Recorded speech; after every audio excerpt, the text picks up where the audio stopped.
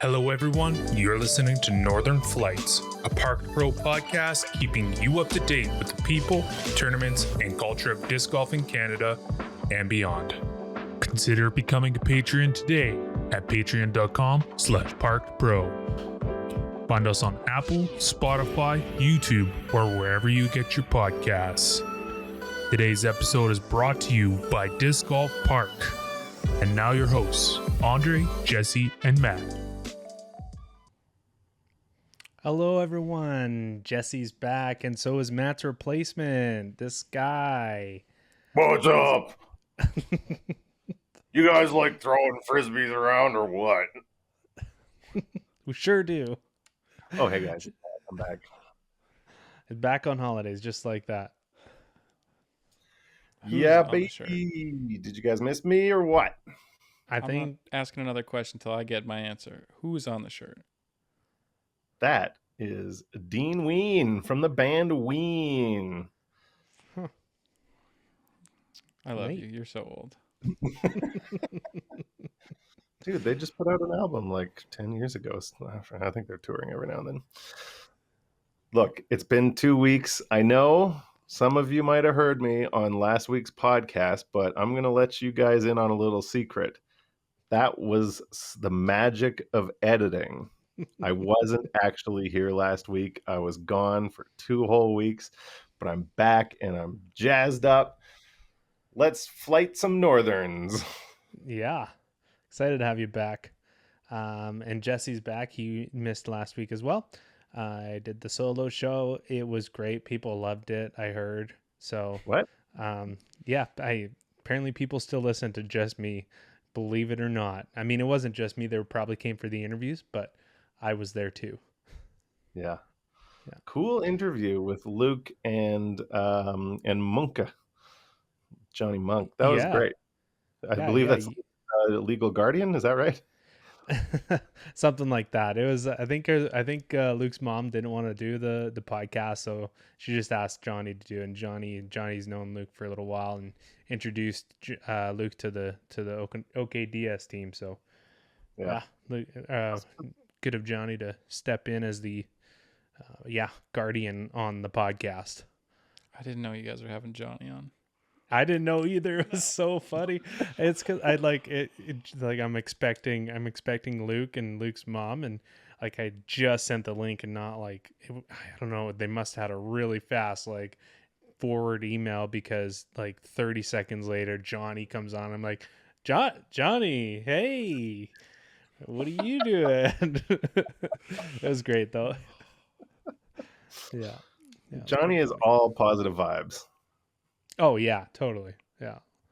It's funny though, like I had all these questions lined up for Luke's mom and I'm like, well, a bunch of these don't really work for Johnny, unfortunately, but yeah, it was pretty interesting. So Johnny, was Luke a big baby or a small baby? Yeah. Did he sleep well? How were his grades in elementary? Yeah. This is episode 27. We have a bunch of Canadian tournament updates. We have some news from the Disc Golf Pro Tour. Obviously, you probably heard of it. It's a bunch of legal news. The Des Moines Challenge happened, and once again, affected by the weather. That's 2 tournaments in a row. And then, preview of the Preserve. And then might have a little chit-chat after, a little discussion. So, but first, obviously, we got some this week or this past couple weeks in disc golf, and we'll start with Jesse because we're gonna chat about Matt's trip, I think, afterwards. So yeah, I want to hear about Matt's trip. Did I do anything? Did I forget what I did like last time I was on? 2 weeks. I can go first if you want, and I'll give you a chance to think about it. Yeah, give her. All right. So I actually, since everyone that listened to the podcast listened to my stories last week, I actually happened to play two times since I recorded last time. So I played in league night. I played in the first league night that I've been able to make it for. So I think it's one of my probably my like 4th time playing Raven's Nest this year. Shot really well through the front 9. I was neg 1 at one point, and then just run of bogeys and just kind of fell apart on the back 9. But Yeah, it was okay. I met my goal. +4. I ended up +4, so that worked out. But I mean, mosquitoes were bad, but the course is looking great. So super fun. And what was the other time I played? Oh yeah, I played in Pincher Creek. So we went to Pincher Creek last weekend, and Pincher Creek is an interesting course. For those that never played it, it's an 18-hole course, but I won't say each hole. It goes like, you can play you play a couple of holes, and then you have to like walk a little way, like a little ways to get to the next one. So you end up walking through town. It's like a total like 6 kilometers, and the holes are not equivalent to 6 kilometers. So it's like a hike through town, and you're playing and throwing a disc at the same time every once in a while. So, and the cool thing about the course is that the baskets, they were all made by the local high school, and like as part of their welding class. So they had to design the baskets and then install them. So, yeah, it's really interesting course. One of those courses, I probably wouldn't say I won't go out of your way to play, but it's definitely worth checking out at least once. And it's also one of those courses that now that I've checked it out, I might not play it again. That's one way to put it, I guess. Yeah. That's cool. That reminds me of Strathmore. I don't know if you've played there, but I know Matt probably has. Where it's like 5 city parks that make up one disc golf course. Cool. Not any crazy long walks, but yeah. The Alberta Provincial Championships there, Jesse, and I was gonna win. I was this close to winning, and then some jerkhole beat me on the 18th hole. Can you believe that? Actually, you beat you on the 18th hole, if I remember right. I know I beat me on the 18th hole. I think But the winner of the tournament was one Jesse. Hang on, let me censor myself. Jesse Malty. Nice. I think you said lots of visual gags on this week's podcast. Sorry for you audio listeners. I really appreciate you guys checking in on your car, on your computer, in your home, at the office. But you're missing out some sick sight gags on the YouTube right now. Yeah, you are for sure. And I mean, we are in a new little setup right now on our end as well. So testing this out, testing the couches out. Gonna be a little comfy. This is usually kind of more our setup for when we're doing commentary, just because when you have to bust through 3 rounds in one night, it's nicer to have a little bit of a comfier seat. So comfy. Similar to that, and we'll see if we can get something permanent going. So yeah, maybe I'll set up a studio in the basement. Not a bad idea. Hey, I wonder if I can get this for the YouTube guys, but this is me with this big, juicy Alberta Provincial Championship trophy. Come on, it hurts too much. Too soon. Might have just beat Matt. And in the picture is Hayden Logan, who was the last disc Patreon draw winner. And at this same provincials, Luke Orth from Cranbrook also won MA2, who I think has supported us in some capacity. Yeah. Very interesting. It's a small world after all. Look at this. Gotta pull it away a little bit. You can't even. It's get it to focus. Camera doesn't want to do this. You know what? I just thought of this. You live in BC. How did you win the Alberta Provincial Championships? I'm gonna call up the tournament director and demand that trophy. Well, you see, I showed up and beat everybody from Alberta. That's how you get it. In my heart now, I think of myself as the. Actually, I think I came in like 3rd or 4th because I really blew up on the final. Oh, no. But I was winning. Funny one is James Kazumi was in that race as well, if I remember right. Who we reached out to try and be on the podcast, right? Podcast, yeah. So those that don't know, James is running for the PDGA board of directors. So we did reach out to him. Hopefully, we'll get him on for next week. So that's a little update there. But yeah. Yeah, I forgot there's a bunch of politics going on right now. Yeah. Provincial coordinators and the big election. Ooh, interesting. Yeah, very interesting. If you are running for any of the provincial coordinator roles, by the way, or if somebody other than James from Canada is running for the global board of directors, reach out to us. We'd love to have you on and hear what you want to bring to Canadian disc golf through the PDGA. Totally. Yeah, there's so little media around it. If you want to know what somebody's platform is, you almost have to read what's on the PDGA site, and that's all you get. So it'd be really cool to have an actual discussion about that.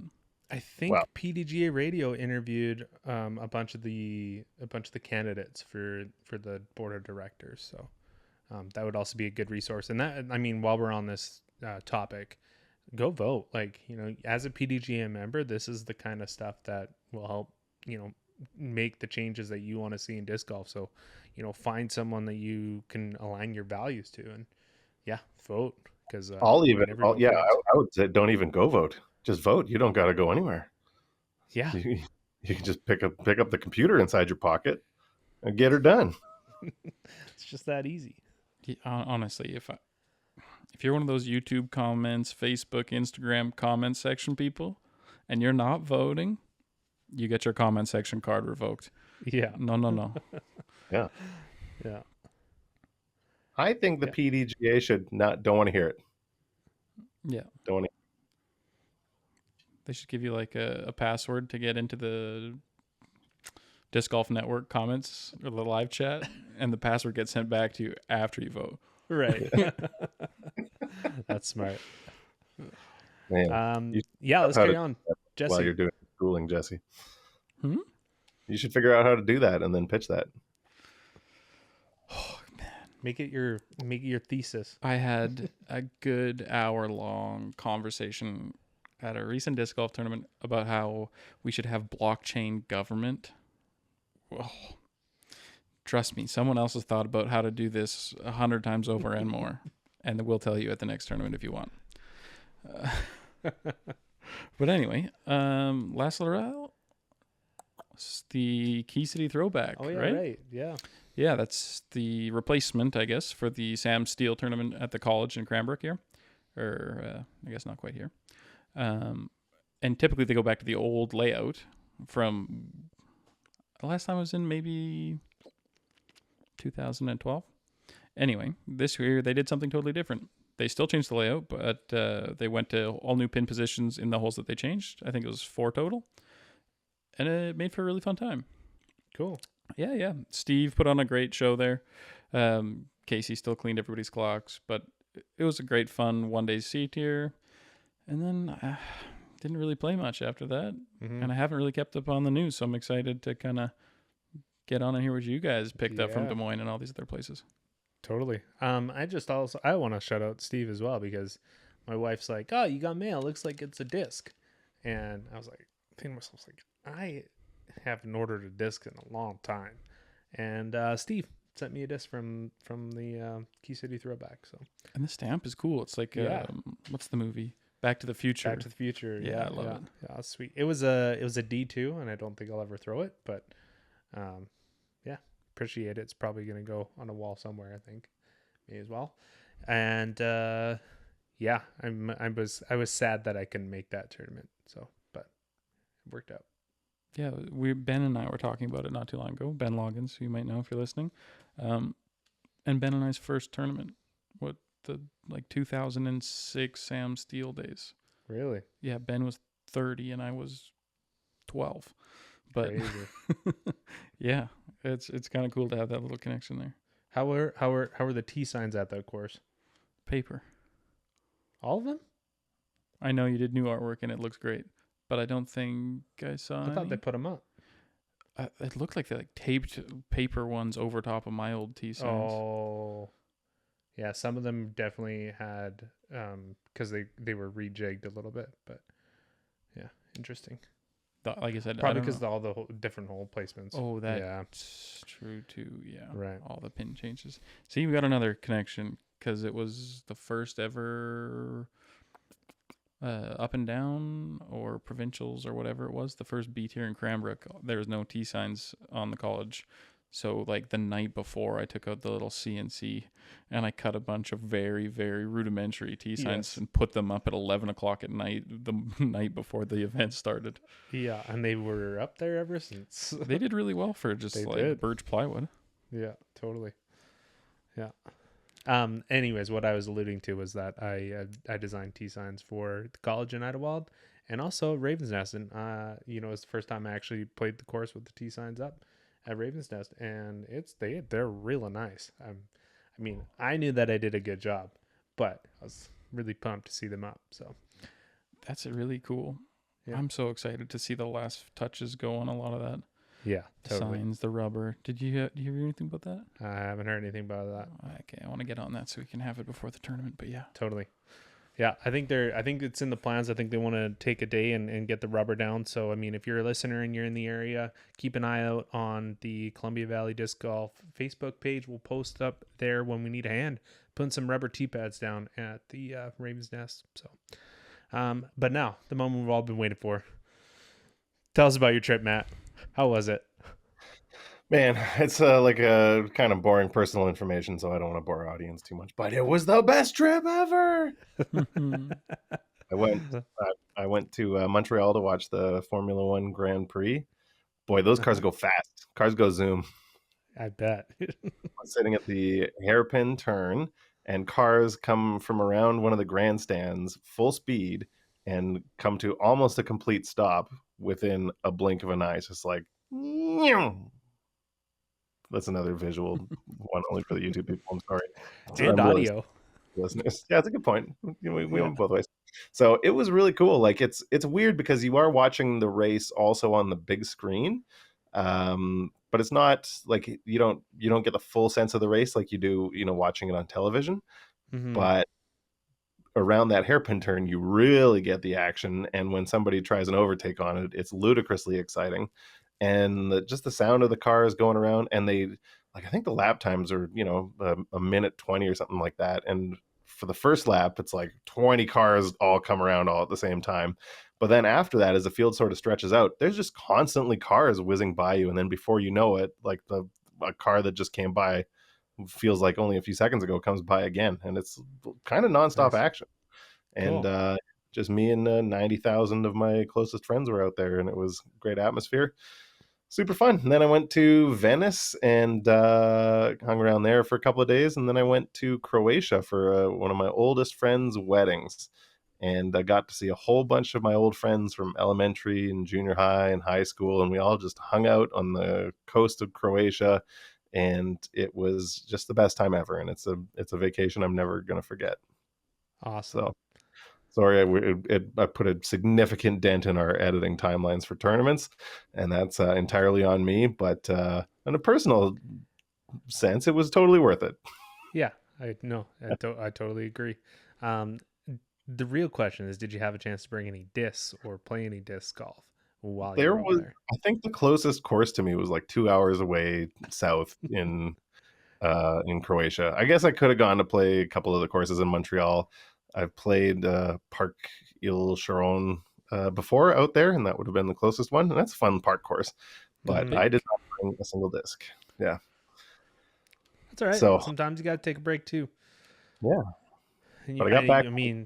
Night, and then I went out and played around at Rundle with Ryan Watson and James Morton today, getting all practiced up for the River City Cup this weekend. So went out, checked out the course, got a sense of a couple of the new temporary holes, and what I'm gonna need to head out and drone tomorrow, because spoiler, we might be there, Andre. We might be there with cameras. We might be there with cameras filming people. Yeah, well, I mean, that kind of brings us to our next section here, and while we're talking about River City Cup, we'll skip to the B tiers that are happening this week.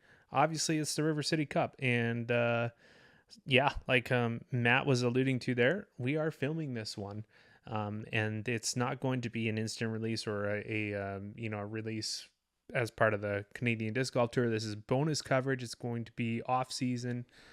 So once we have all our Canadian Disc Golf Tour stuff wrapped up, we'll start editing this and a couple other tournaments that we have in the bag. And we'll be releasing those over the off season. So definitely worth checking out. We want to keep the action coming to you even if it's old action. So, you need a little off season tie over too, Yeah, exactly. Yeah. I don't care if I'm watching the Australian Open. If I got stuff to watch in the middle of December, I'm happy. Yeah, exactly. And that's kind of what we're shooting for. So, I mean, that being said, if we have a free weekend, I mean, our weekends are pretty booked up now, but if you have a tournament that you're wanting to run and you want it covered, just reach out to us and we can give you the costs and whatnot. And, hopefully we can get on the schedule and put it in our off season schedule. So if you run an early October tournament, that's pretty a nice time. Yeah. Yeah, that is a real nice time for us. Yeah. Or April and early October are just choice times to run bonus content tournaments. Yeah. But that River City Cup is it's got a little bit of history for me as well, because it's one of the I would say it's the second big tournament that I covered. It used to be an A tier. Just talking to Tim, who is the tournament director and current president of EDGA, the Edmonton Disc Golf Association. They toned it down this year because they took some feedback from last year, and he just wanted to make sure he ran a great smooth tournament and then elevate it from there. And it sounds like they're doing a lot of really good work. You know, if you're part of the Facebook group, they've been putting tee pads in. They're putting scrambling for volunteers because trying to get the tee pads in at Hermitage, and it looks like they got a few of them in. So it's a great tournament. I've done a lot of photography on this one as well. I played around with next day photography release on this one, and it was a lot of work. So it was a fun time. I remember that was really smoky, wasn't it? It was. Yeah. No, it was a great time. It's a good tournament, and I personally, as a noodle arm, I love Rundle Park because I can't bomb it, and that's like a good challenging course for me. So that was the first course. No, maybe the second course I played coming back into disc golf in 2017. I was flying out of Edmonton and decided I was going to bring my 6 discs in my little bag in those days. It was league night. I didn't pay, and then I shot a 48. Nice. This was when I was like 850 rated too, so I thought, wow, I'm going to be like top pro in the country next week. If I showed up tomorrow, I'd probably shoot like a 60. Yeah. I'm not sure I shot 48 today. It's a good score. Yeah. Yeah, what is it? There's no par fours, like, right? In the There's main 2 layout? par 4. Oh. So Oh, that was yeah, because there's those up the hill roller one at the end there. And big par 4, hole 7, just as you cross over to the lakeside of the course. Right. Big kind of wide open drive, and then around some trees. yeah, okay, I kind of remember.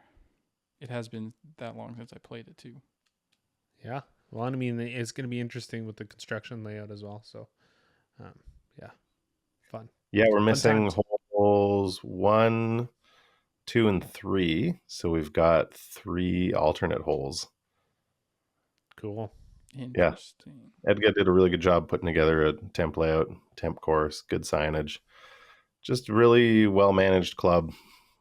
Tim and Travis and everybody that does a whole ton of work, and Vicky does a bunch of media work. Just a really great community of people in Edmonton put that together, and now running the River City Cup after Wally finished his centurion of tournament directing duties. 100 tournaments, and then said somebody else can maybe run a couple of tournaments around here. So Yeah, that's great. The other B tier event that's happening is the Ladyville Open 2023 Circuit Disc Quebec, presented by Innova. I'm not even going to do it in French. Obviously this one's in Quebec, and I don't know much about it. You've played at Ladyville a bunch. This is not the big one. I understand. So the years I went, Eddyville was the Ontario Provincial Championships, and then the Super Spin Championships is the other one named for it, because the name of I don't want to say it's the course per se, but the property or the facility is the Eddyville Super Spin. And they've got 2 courses on the property from the same parking lot that are both very, very good. So they've gone ahead and called their tournament the Eastern Amateur Nationals this year. Not part of this Quebec circuit, but later in the season. And that's where the big pull is, with the bigger added cash and stuff like that. Kind of the successor to what was the Ontario Provincial Championships once they decided to move around again. It's a great place to play disc golf, man. I'm sad I haven't gotten back there. But, these guys, obviously in Ontario, but have been part of this Quebec circuit for a long time. Kind of anywhere around Ottawa kind of gets sucked in there, because Ontario is very focused on that kind of Toronto and Lakes area. I know they've got a pretty good lineup of players at this one so far. I think my Discmania teammate Julian will probably be there, and most of the better players from Eastern Ontario and Quebec. And you know what? I may have just fibbed to you.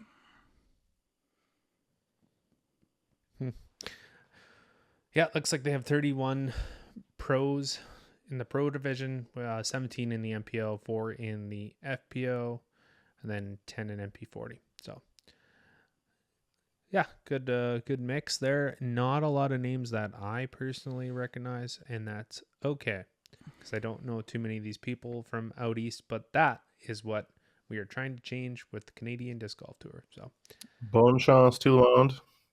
Yeah, Adamant. the only one I recognized was Dave Milks, who the year I played as an amateur at the Ontario Provincials is the guy that beat me by 1, so I got second. oh dang, Yeah, Boy, happens. that sucked, Paid. That really sucks. I blew a 3-shot lead in 2 holes. Boy, that's terrible. Isn't that the worst when that happens, Jesse?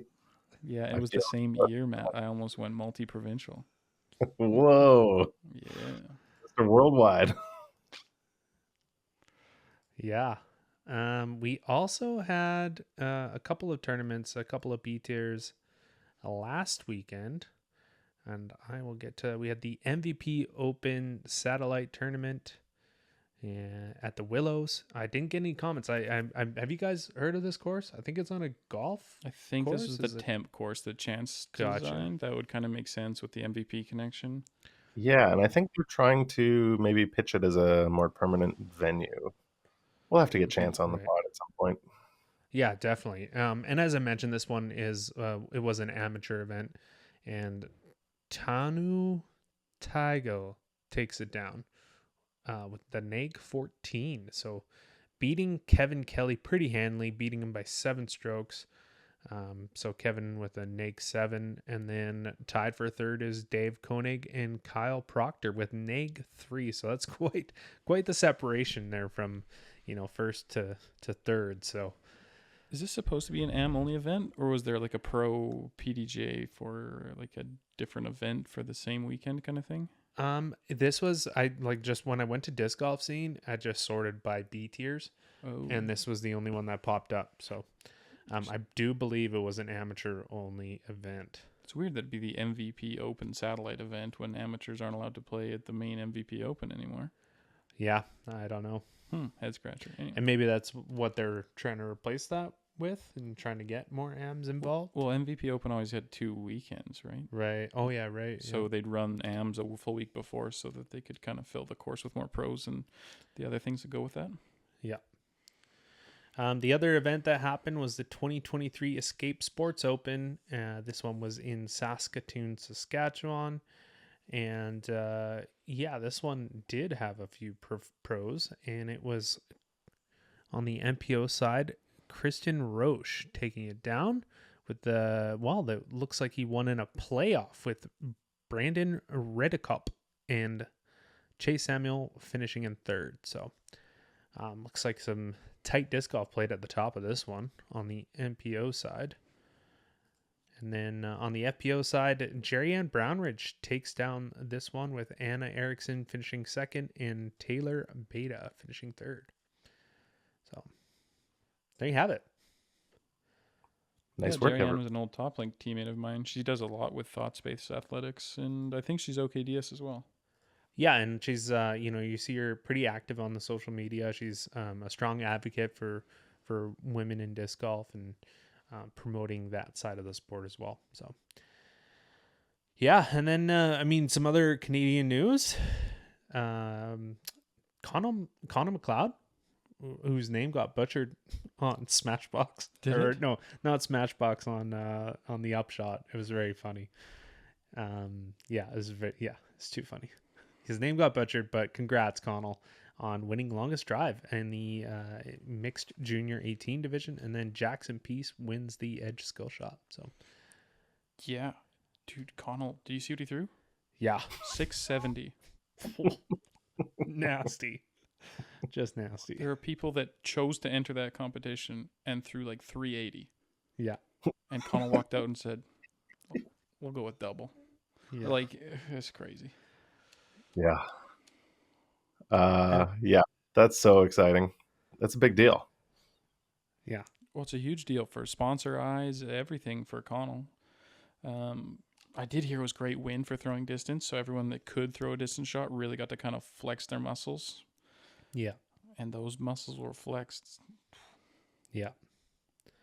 And I mean, it's awesome to see Jackson winning the skill shot as well. I don't know what was involved with the skill shot. I mean, long drive is pretty self-explanatory, but skill shot, I'm just assuming there's a bunch of different challenges.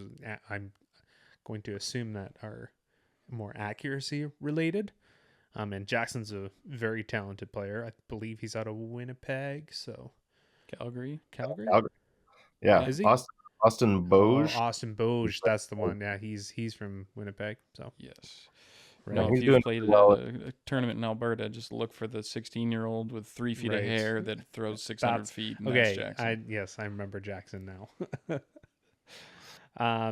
So Canadians showing up pretty strong. I do believe there are a few Canadians, including Austin, Connell. I don't know where Jackson's placing right now, but they're currently in the middle of their tournament as well. And Yeah, and you know what? We should say shout out to Austin as well, because he was first place in the clubhouse after round one for his after division. round one. Yeah, that was awesome to see. So keep an eye out on those guys, obviously at juniors, but also just in general, because this is like the future of our Canadian, at least on the MPO side, anyways. And Zion, I think last I checked, I think she's in 9th. I could be corrected on that one, but that was the last time I checked. Yep. I think they had some weather delays or air quality delays down there, but Yeah, 2 back-to-back ones. I think second round was air quality, and then lightning in round 3 as well, or something like that. Yeah. But hopefully they can. I'm not sure if they're going to play. It looks like they have tee times for round 4, so they're at least going to get round 4 in, and then they would have a semis and a finals after that. So at the time of recording this, they're through 3 rounds. Yeah. So follow along. Check out pdga.com. You can check out live scoring on that and follow the Canadians. Yeah. So, and if you haven't listened, again, I mean, I'm just going to go back to our interview on our last podcast. We had Luke Levesque and Zion White, who are both down there. Zion. The disc that she throws is the Zion. Right. Yeah. But they're spelled the same, aren't they? Yep. Nice. But Andre is also spelled the same as Andre. I'd say there's an extra E on Andre, but as is Ander. Ander. And Yessa. Yes. Yes. Yeah. I think now's a good time to shout out to our sponsor of our podcast, of this podcast and all of our previous podcasts. And for the foreseeable future, we got DiscGolfPark. DiscGolfPark is a unique disc golf course concept developed in Finland in 2005. It is based on the idea of building sports facilities in an environmentally friendly way. DiscGolfPark provides guest experiences for players of all skill levels, from beginners to professionals. Our main ideology is to introduce disc golf to new audiences. There are several options to suit any kind of course, and all official disc golf parks include professional and safe course design, Disc Golf Park Pro targets, tee pads and tee signs, and an info board to welcome players to your course. The Disc Golf Park World concept consists of multiple courses designed for different types of players. Multi-golf is a new, fun activity for the whole family, and in multi-golf, 3 forms of golf are played: foot golf, disc golf, and park-style pitch and putt. School Disc Golf Park offers students a new and exciting form of exercise for the physical education classes. A course suitable for schools can be designed even in a small area. For instance, a schoolyard. Furthermore, the costs of School Disc Golf Park are lower than those of regular disc golf parks. We also offer private and group lessons or clinics. For more information, check out the website at discgolfpark.com and request a quote today. Also, shout out our patrons as well. Yes, of course. I wanted to throw an idea past you, because for those people that don't know, where Andre and I are at is like the center of ball golf world.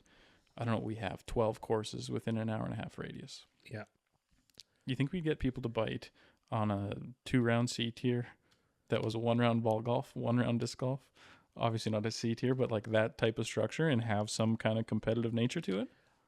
Totally. You definitely get people to bite on that. I think they actually did this in Golden a couple of years ago. Oh, that'd be cool. Yeah.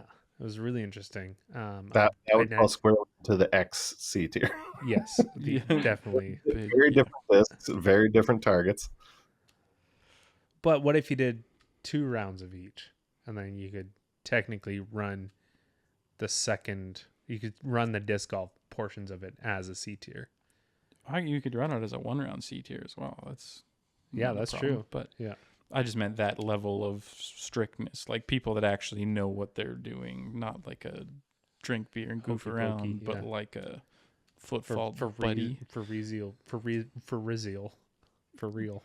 Yeah, Snoop Dogg, whatever you're saying is fantastic. But People have enough, like, hard enough time with the rules in disc golf. Do you know how complicated the rules of ball golf are? that's true too. But I'm gonna I work like on this idea. Yeah.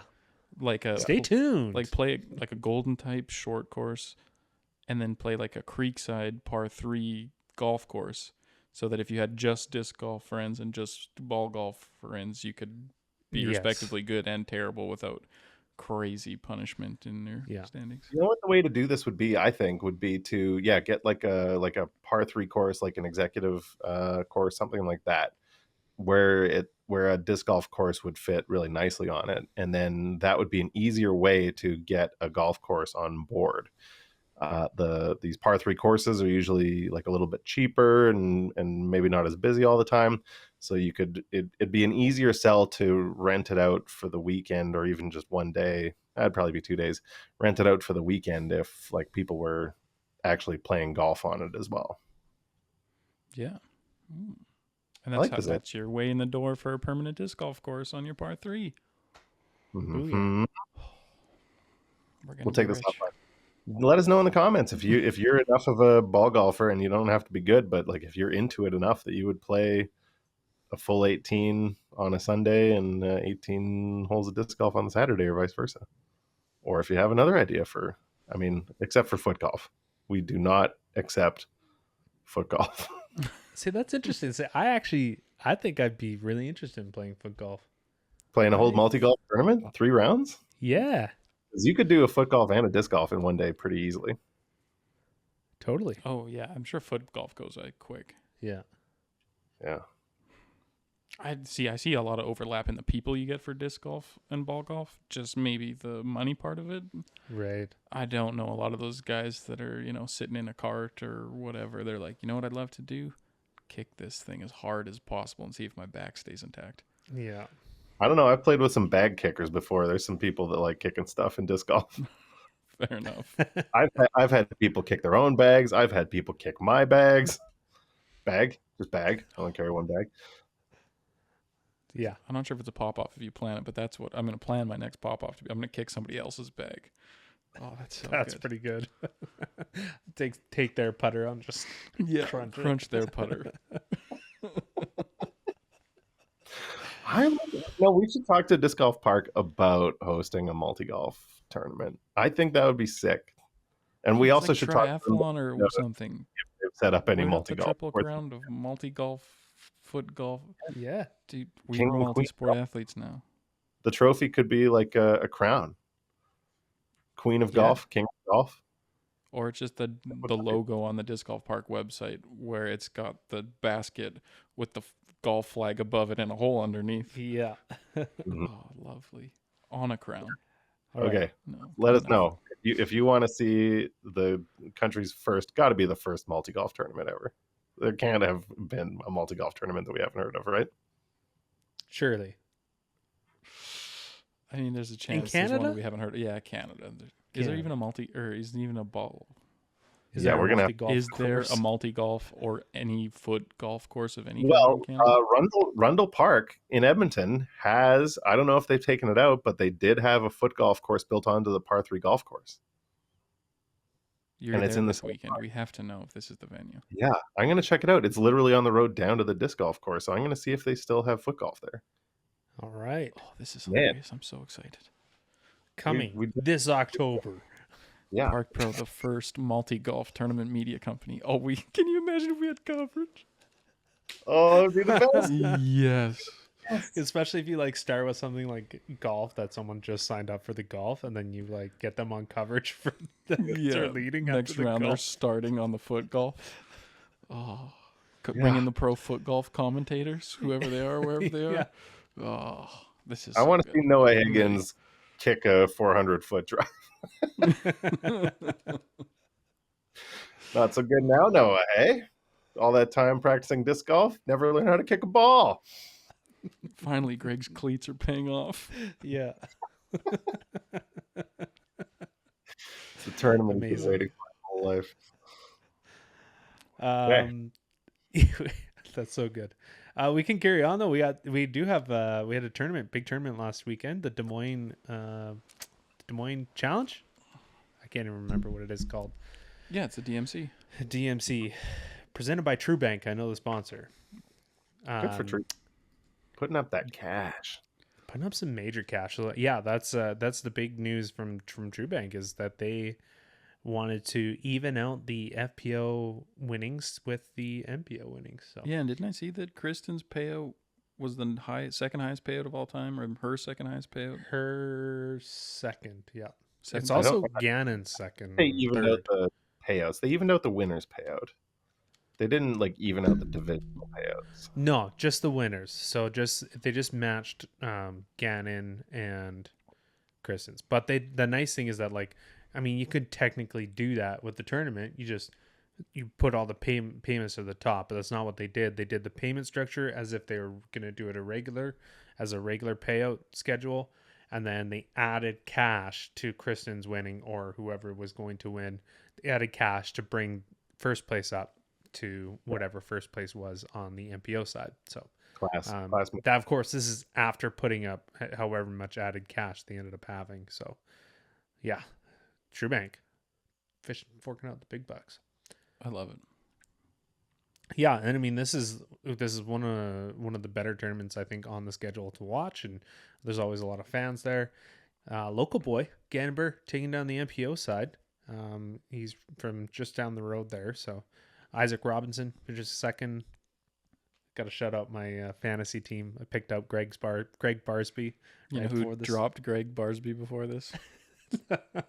I dropped Greg Barsby before. Nice. Greg Barsby finishes third alongside a slew of people. Calvin Heiberg, Ezra Robinson, and Gavin Babcock all tied for third. And then on the FPO side, we had Kristen obviously taking down the win, Missy Gannon finishing second, and Jennifer Allen, Stacy Ronsley, and Macy Villadiaz also finishing third. Also picked up Macy Villadiaz for my fantasy team this week. So I made some shrewd moves. I tried to not do it, but God.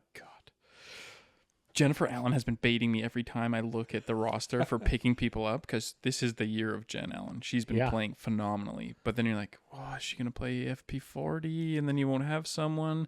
And I have pretty good FPO, so I got to drop Haley King or Owen Scoggins to pick her up or something. And see, it could have been worth it. Anytime we have tournaments like this where it's been a couple now in a row where I've had to decide between dropping Sarah Hokum, Holland Hanley, and Evelina Solonen. And so Sarah Hokum's hit the waivers, and I'm just glad that no one's really seen it because I've been able to claim her every week after I drop her. So, but also I have to quickly brag about my team because I believe I went from dumpster to the first, so from last to first in our fantasy league. So, am I in third? This week's the first week I've looked at it in a month. You are in third. Brad is tied for first with Andre right now. Yeah. And you are a number of points. We're all a number of points back from Andre and Brad right now. But plenty of disc golf left to be played. We really just hit the halfway pole. So I'm expecting a comeback from someone at the bottom, like, I don't know, me. I got a healthy Rick. I dumped Sexton. I dumped some of my underperformers.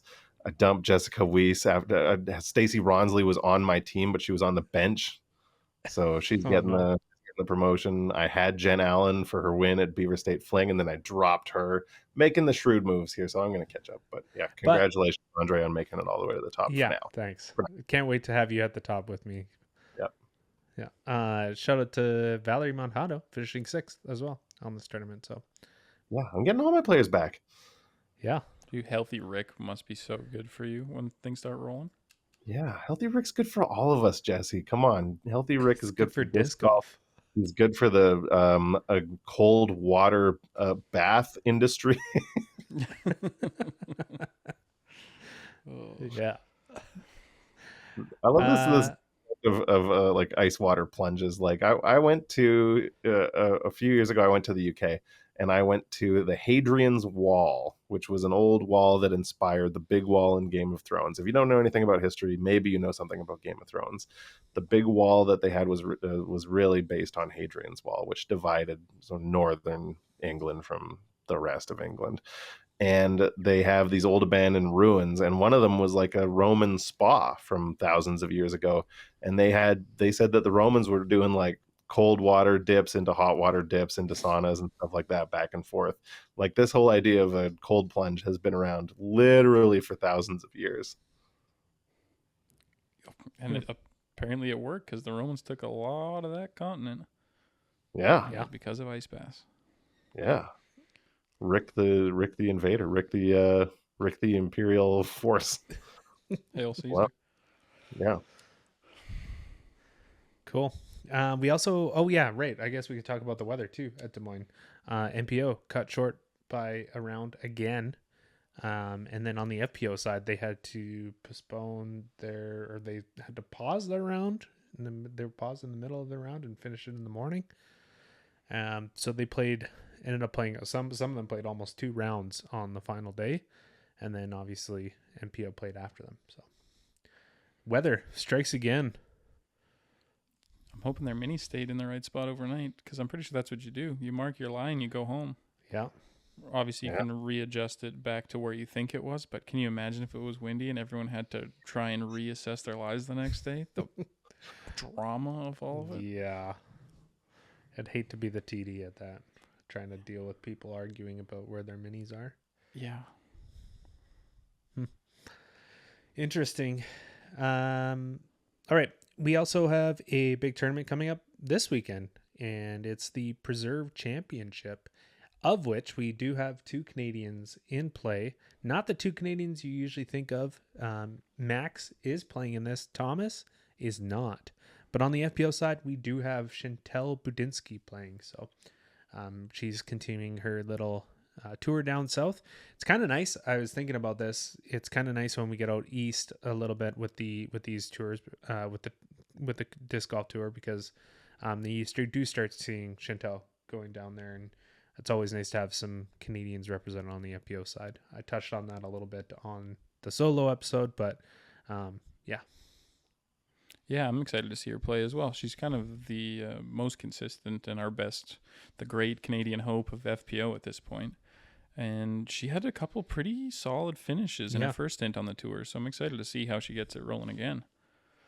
She reminds me a bit of Carolyn Henderson, having now edited a full round of her gameplay for Foxwood Open. Spoiler alert. But yeah, she's got like solid game, solid putting. It's not a surprise. Like she looks like a real pro disc golfer out there. So I'm excited. Very committed in like the last year and a half in like the media sense too. And if you're putting out 3 videos a week or whatever she was doing, I don't know, that means you're playing at least 3 times a week. She's kind of a testament that if you put the practice in, you can get to that level. Mm-hmm. Totally. And inspiring other people, other women to do it as well. So. And and then obviously Max on the MPO side.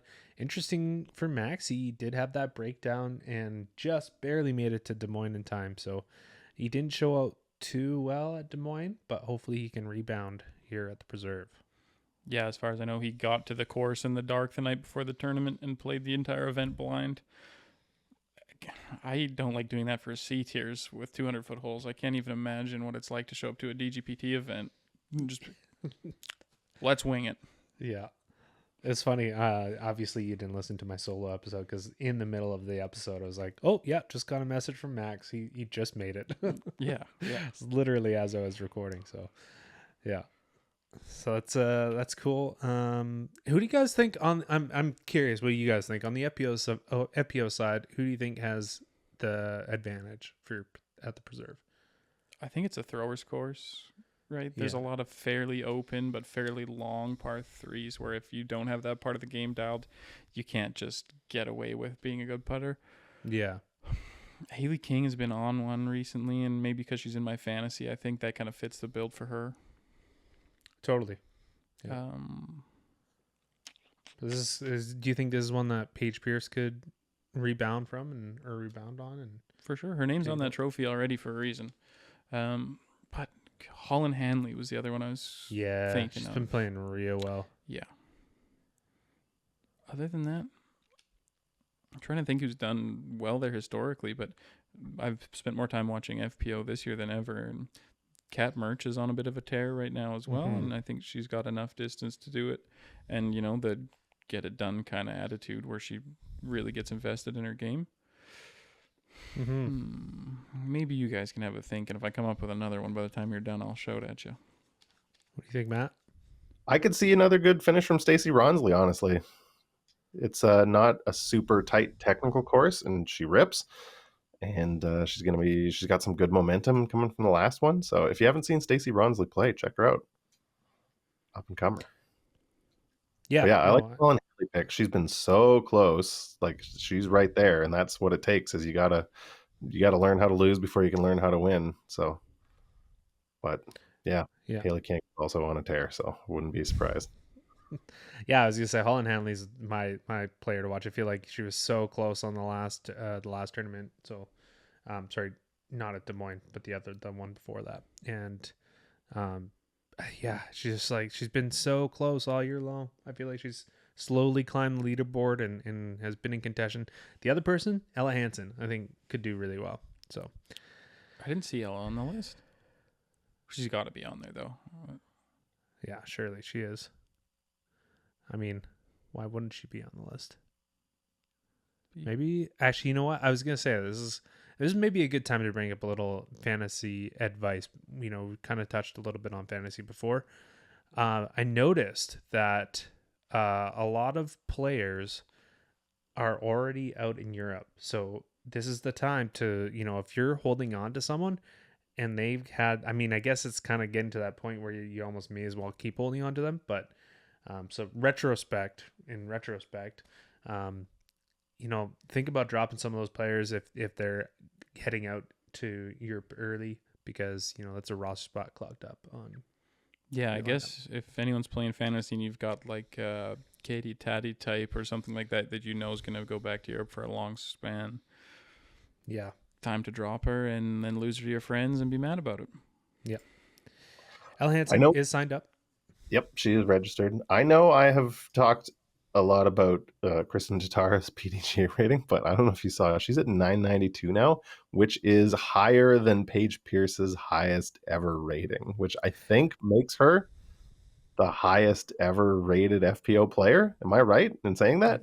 Nobody was ever rated higher than Paige Pierce's 991, right? I think so.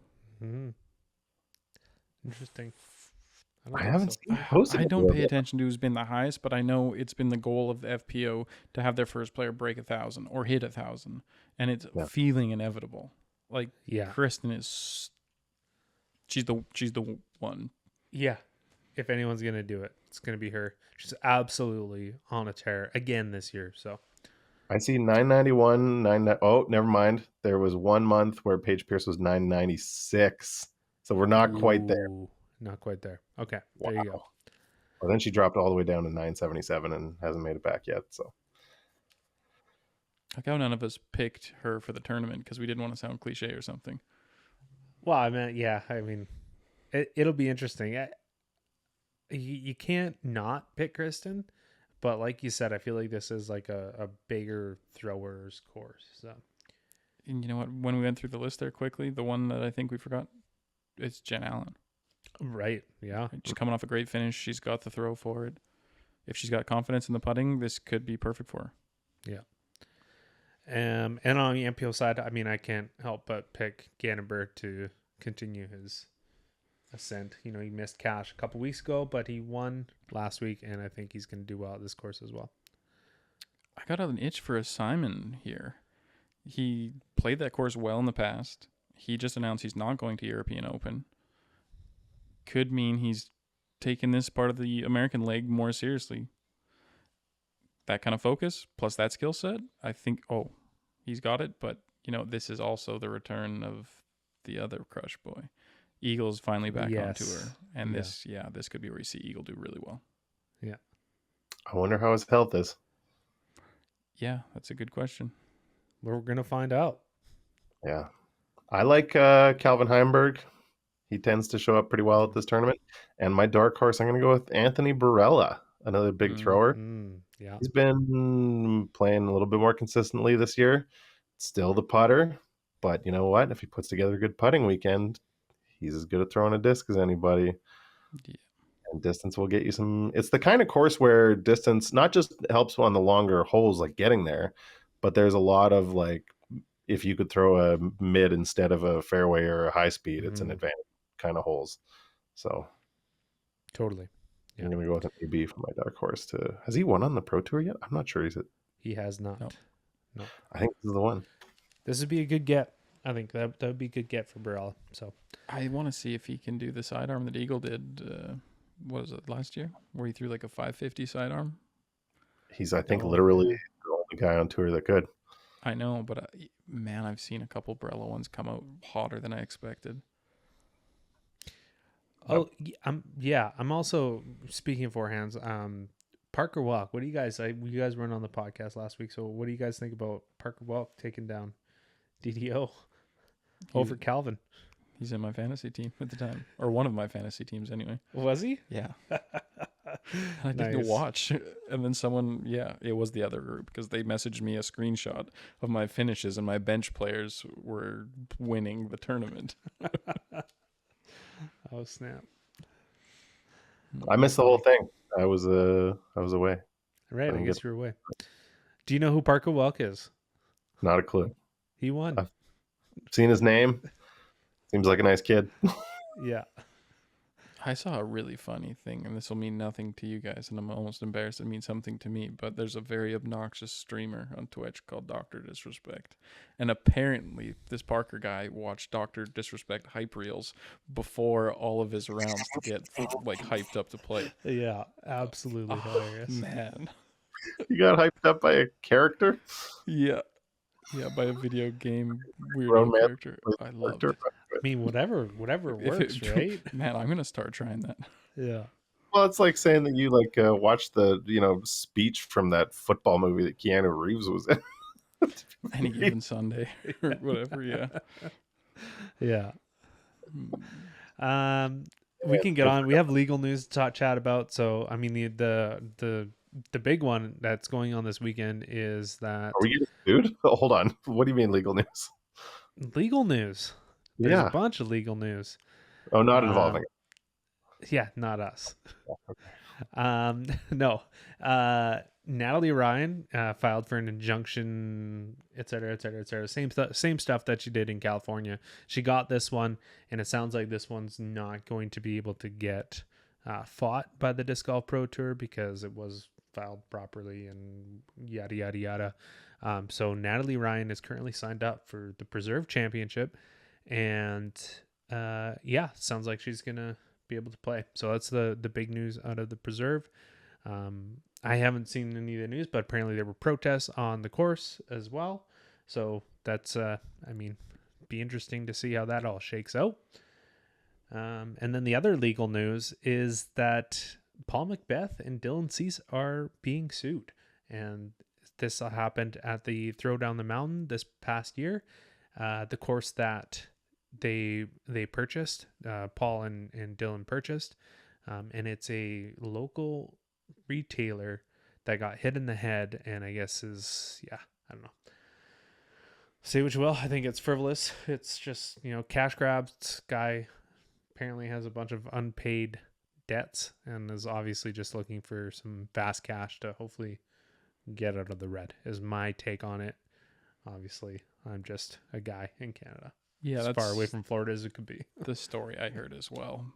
That he was kind of in hard times and was kind of manipulating the situation to get a buck out of it. And it was fairly obvious to people in the disc golf community, but the disc golf community doesn't make legal rulings. So, and the Natalie thing, apparently, like you said, went down like California, except they won't have the same grounds to fight it. Dismiss it, yeah. Yep. But there was a protest of the FPO players today, I think. Yeah. And I guess Brody Smith live streamed it on his Instagram, so you'll be able to see it once they put out a produced video of it, because I guess that's what they intend to do. I don't want to comment on it too much until I get to watch the video, because I'm the same in the same boat. I don't know enough about that situation. All I know is that there has the reason that a big reason that they can't fight it is there is precedent in the state of Minnesota already with it was a power lifter, I believe, that won a suit against some powerlifting association in Minnesota. So, I guess that's why it's not gonna get fought so hard. Matt, you got anything on legal news? No, I totally agree. It is going to be interesting. It's going to be spicy out at the preserve. Just hopefully everybody, keeps a level head. And I mean, the rules are the rules, and the law is the law. And you sort of, if you don't want to play, you don't have to play. Yeah. You don't have to show up and try and play disc golf for money if you don't want to. And you're also entitled to all the free speech you can handle. So I think it's just going to be a bunch of people with some it's going to be a contentious weekend out there, and I'm sure you could probably cut the tension with a knife on Natalie's cards. Yeah, for sure. Yeah, I just hope they keep it respectful and not like I think the players for the most part will. If they disagree with her being there, the most common outcome will probably be that they just ignore her for the most part. But it's the fans and the people around that I worry about, because they don't have the spotlight on them. They don't have to maintain a professional kind of image. I don't know what kind of security apparatus the DGPT has, but I'm guessing it's all going to be directed to one card on the FPO side of things, because it only takes one Yahoo to ruin the event for everybody. So yeah, absolutely. Like, leave the signs at home and don't yell at people, and you're not going to get away with it. Yeah. And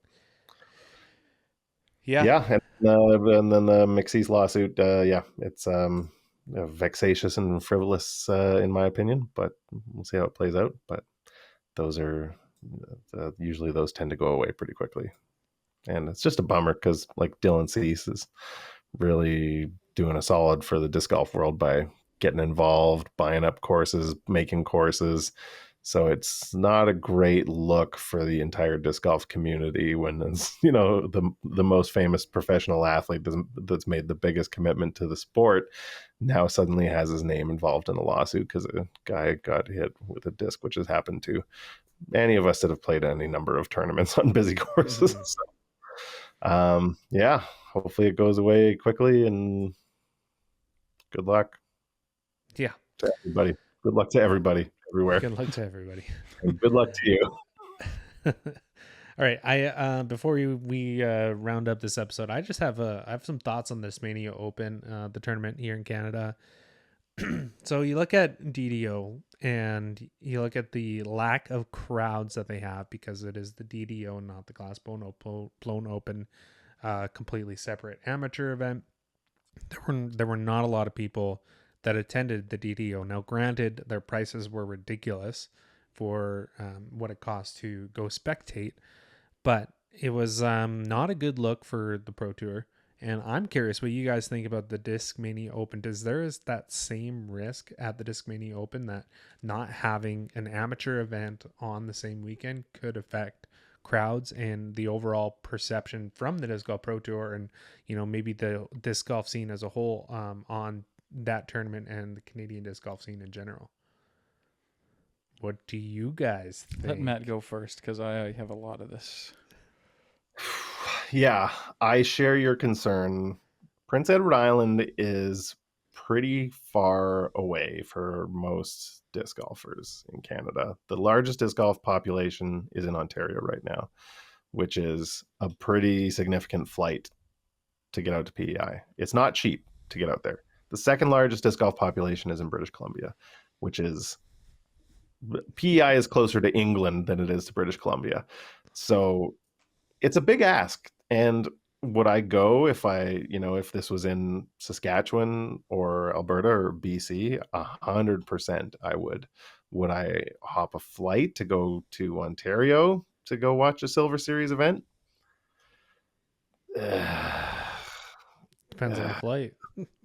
If there was an event that I was playing in attached to it, would I love to go watch the Disc Golf Pro Tour? Absolutely, I would. I would be all over that. I would play in whatever division let me watch it. So, yeah, I do share your concern a little bit, but Ben Smith is a good organizer. The Flickline Tour is a thing. The Maritime Disc Golf Association is a thing. There's a lot of disc golfers out there. They're all going to come, I would hope. If you're out in the Maritimes, you better buy tickets to this thing, because it might not come back next year if you don't. But, can they round up 1,000 people to come out and spectate? I was trying to bring up the registration list to see how many people are part of that. Yeah, right now, 102 in MPO, 33 in FPO. And then there are some regional qualifiers. So people are going to be able to qualify locally, it sounds like. So that's pretty cool. Right now, Calvin Heimberg is registered. Gannon Burr is registered. Will they both show up for a Silver Series at the end of the thing? Eagle McMahon, he'll be there. Calvin Klein, he'll be there. I'd say it's worth traveling to watch either of those guys. Mm-hmm. Yeah, absolutely. So, disclaimer: I'm associated with Discmania. My thoughts are my own. Everything about that tournament is fantastic except for the PEI, and that's the problem for everything you just said, I think. The distance PEI. There's nothing wrong with PEI. It's one of the most magical places on earth. Kind of. But I think there are PEI problems as well, and I'll kind of get to that in a second. They went to Bar None instead of Hillcrest. It was explicitly done so that you could have good spectating, because that course is more open, so that people could have a good, healthy fan experience without having to look through all the trees at Hillcrest, where really, 14 of the holes are not spectator friendly. And honestly, even what we had for the lead card of Canadian Nationals with no real significant names was too much. Second thing, the logistics of the PEI outside of the on-course experience is that you need to have accommodation for enough people to do this fan experience. And I know from talking to people associated with this Dismania Open that was a major concern of how you accommodate a DDO or a GBO size tournament on the island, because there simply aren't enough rooms between hotels, Airbnbs, and campsites to accommodate that. And the other thing was that it has to be played on like 7 or 8 different courses to have the amateur event be done at the same time. And that's the same thing they had with GBO, is that you go down there and you want to play Peter Pan, or no, you don't want to play Peter Pan. You want to play Country Club or Jones East or whatever it is. And then you play 3 tournaments or 3 rounds, and you never step foot on any of those courses because your pool of MA1 of 300 players didn't even play the same course against each other for score, because the way the cuts got made and the shuffles happened. You end up not really having the GBO experience other than the Fly Mart and the side games part of it. Do you want to do that to PEI? Do you want to have to play the country school 9-hole twice to get your round in, just so you can say you're there on the same weekend and you missed half the FPO round you wanted to watch anyway because you were on the course. That's a long-winded way of saying I don't have a clue, but there are obstacles to making it work in that kind of DDO, GBO, or European Open way, where it is this big festival of disc golf. PEI is perfect for it because the people and the service is fantastic. The views and the food and the things to do are great for vacation. But it's not a place you jump in the car, like Matt said. You drive 4 hours with your buddies. You camp somewhere for $30 a night and you have a great time. You're committing to like a $5,000 vacation to watch disc golf for 3 days. It's the best disc golf vacation you can have in Canada, as far as I know. But there's not a lot of disc golf viewer vacation money in the fans' pockets. Yeah, I wonder what the sort of what the sort of level is, the line would be where people would want to spend the money to go travel there. Like, you think about Worlds, like, you know, I've actually thought about, I'm like, man, it'd be really cool to like fly down to Worlds and just like experience it and whatnot. So for me, I don't want to go to PEI to watch a Silver Series event personally.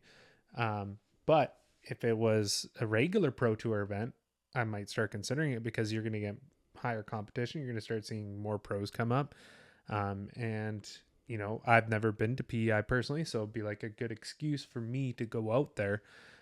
So yeah, I'd be interested to know what sort of line and maybe even cost level that it would, you know, what cost would I be willing to pay to fly out there and see these pros play. I don't know. It's interesting. Geographically speaking, Portland Open would be cheaper to travel to. Beaver State Fling would Well, be cheaper. Zootown just happened. Zootown Drive would be down there. travel to. Like it's anything. If you live on the West Coast, anything basically, maybe even down to California, would be cheaper to travel to than going to PI. It's tough. Yeah, but I mean, there is something. There's definitely a pride aspect of it as well, where you want to see the Canadian one, right? So yeah, I will also say that I think the decision around the Barnum Course Rose Valley and Hillcrest was a lot to do with manufacturer politics too. It wasn't just about sightlines and visitors. There was other things going on, and I imagine that was playing at Hillcrest was probably one of the big draws of going to PEI and putting PEI on the Disc Golf Pro Tour. So that is extremely disappointing because Hillcrest it shows well on camera. It would be tough to fit that many spectators in it, but it's a course that everybody goes and plays and loves and has a good time. And they also got battered by the hurricane, which really doesn't help. But I think there was more going on than just fan viewing and sightlines and that. Well, that was planned while Hillcrest was in the picture. Yeah. Right. They were always intended to play at Hillcrest, but they wanted to have the final round at Barnum. Right. And potentially 2 of the rounds for that spectator part of it, but they definitely wanted to have one of the rounds at the very least at Hillcrest. But it was more, like you said, for the let these pros play at Hillcrest to bring the best golf out of them kind of thing, more than it was, you know, anything else. Yeah, it's interesting. Yeah, I don't know. And I mean, if what we're worried about in spectatorship, if the spectators are low, then maybe you don't have to worry about the spectators at Hillcrest, you know? So I hope people show up. The team, the MDGA team puts on, like, if you went to any of the nationals out there, they put on really well run tournaments. They can handle hundreds of people out there. It's a great experience. And yeah, it's a part of it is the Hillcrest course, but getting the pros out and just enjoying, you know, hanging out by the sea in PEI is a selling feature. And people that played, like American pros that came up the first time they played it, came up later in later years because it's just that good a trip. And all I could say is, if you're ever planning a trip to PEI, if you ever want to go visit, why not go visit while there's a Disc Golf Pro Tour event going on. Oh yeah, if you can double end a vacation, like you have a wedding down there and a whatever, and you can stay a few extra days, even just to play, It's worth the time. It is a fantastic place to play the go to game Hillcrest. and just take everything in. You can go play Hillcrest in the morning, and then go Yeah. watch the Pro Tour in the afternoon. There you go. Yeah. I mean, we've talked about disc golf tourism as an idea in the past, and this is kind of an interesting, way to look at it. When there's a tournament for viewing, how do you get that value out of, like I said, here's your $3,000-$4,000 vacation? Is it just making sure you play every course on the island? Is it watching the event? Like, what makes a worthy disc golf trip at that kind of money? Because I could fly in, I could probably play Kona Beach Day and do that kind of stuff for a week for $500, $2,000 more. Yeah. Mhm. Interesting. All interesting stuff. Maybe we just need to fix Canadian air travel. Yeah. Because it shouldn't be that expensive to go. If you don't book 4 months in advance, you're looking at like $1,500, $1,600 return to go to PEI. Mm-hmm. Yeah. Yeah, it's crazy. Well, yeah. I mean, let us know in the comments if you're if you're gonna go attend this event, and B, what it would take to get you to go. So, And C, can you surreptitiously take video and send it to us to edit? Just kidding. Don't do it, CGPT, please. We're not going to film the event. Yeah. Oh, I have something related to this. They just announced they got Glow Sea-Line P2s as the newest fundraiser disc for this. They're on some Cast-to-Plast business here because the Glow was crazy. Oh yeah. I might try and send this around on Facebook or something, but they started interviewing the guy talking about it, and they turned the lights off and closed the doors, and the discs were glowing enough that he only had 2 or 3, and he could see his whole face while he was talking. Really? Yeah. That's crazy. Nice. Same mold as the Sky God runs, too, so. Ooh. Yes. Nice. Cool. All right. Well, we are running out of time, but we do have a giveaway to do, and this is the Heiserbomb Hong. Hell yeah. That Twin Swords, baby. That is sick. Terry Hong, you chose a good signature disc.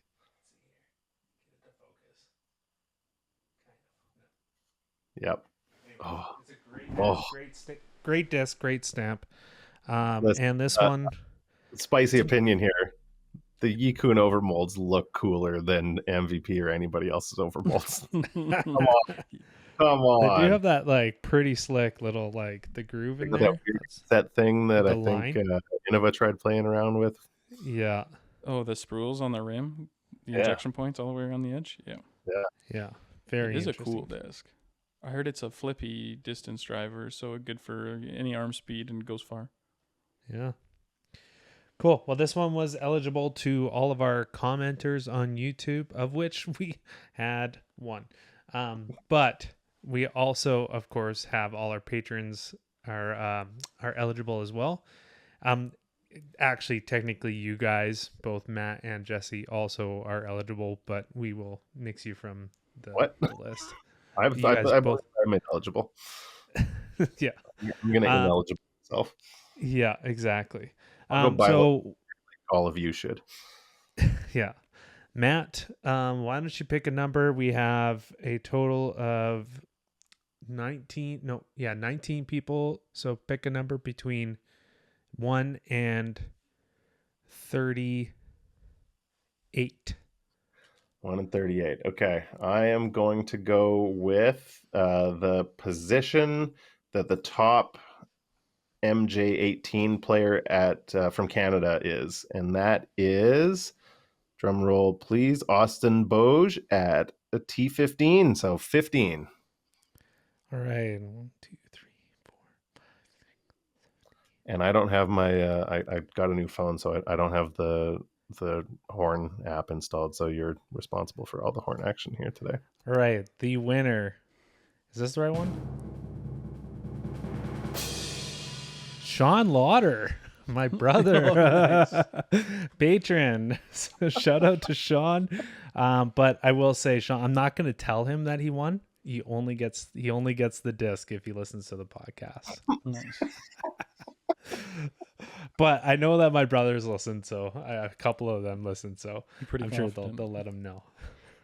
Well, hey, just thanks to Terry. I bought the disc to support her efforts at playing this year. But she was super great to talk to, and she'll be at the River City Cup as far as I know. So if you want to learn more about Yi Kun or the scene in Edmonton while you're up there, I'm sure Terry would be happy to talk to you. Yeah, definitely. And like we mentioned when we announced this giveaway, she is the current leader of the FPO Canadian Disc Golf Tour. So, yeah, shout out to Terry. I'm not sure. Do you know where she sells? Like where you can buy these besides her? Does she sell them in had stores? the old cardboard box in the trunk like every touring pro had, but I don't know if they're on the shelves at Gander or if Wally has them or someone in Edmonton. All right. Well, I think she's on Team OKDS this year, but I don't know if they have a spot on their website for their team players. Oh, I forgot she was on OKDS. Yeah. Yeah, she was right. formerly a PR Supply player, but let's see, does OKDS have their people on there? Yeah, I'm not sure. I'm sure that she probably sent them a few, but yeah. And if you want to be eligible, like my brother was for all of these giveaways, you too can become a patron for as little as $1.50 a month. You are eligible for all of these giveaways, and obviously, you're supporting the podcast and all the other efforts we have going on here at Park Pro. Really appreciate all of our patrons, and I just want to shout out Ben Byer, who is a recent $5 contributor, just signed up, but he also sent us a really nice message thanking us for the great work. He was impressed with our work on TCO and says our podcast is very entertaining. So nice. Thank you very much, Ben. Where's Ben from? Does it say? I actually don't know. Pew, Yeah. Maple Ridge. Nice. More BC people. Yeah. Awesome. Thanks a bunch, Ben. That means a lot. Really appreciate it. Yeah. Thanks for us out. Cool. All right, guys. You guys got anything else? Sore finger's a sore thing, but a sore thing's not a sore finger. Right. Should we do another giveaway? Oh, yeah. We should give away even more things. Let's pick this one here.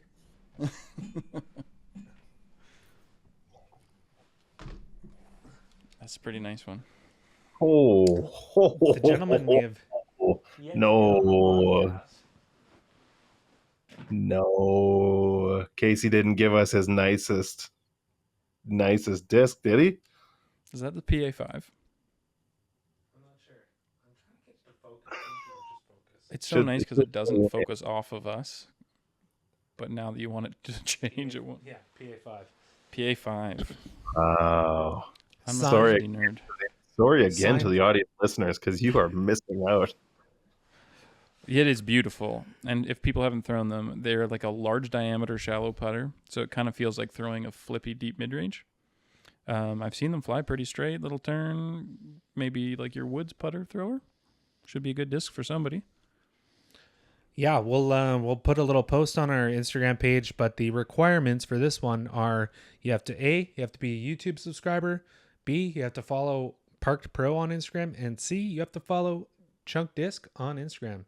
Those are the three requirements. And once you have all, in case that wasn't clear. yeah.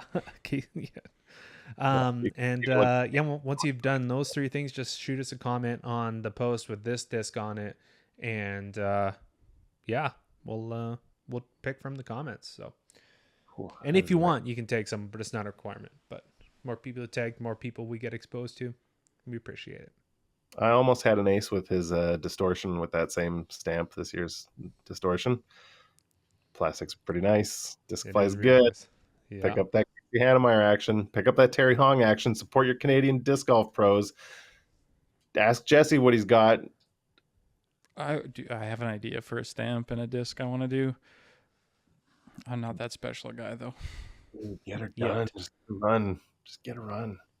JT Money. Do you remember JT Money? No. All right. I'll send you a link after. We'll take this offline. Yes. All right. Cool. Well, I don't got anything else. So, Matt, why don't you take us out? I don't have anything funny to say, so I'll say nothing.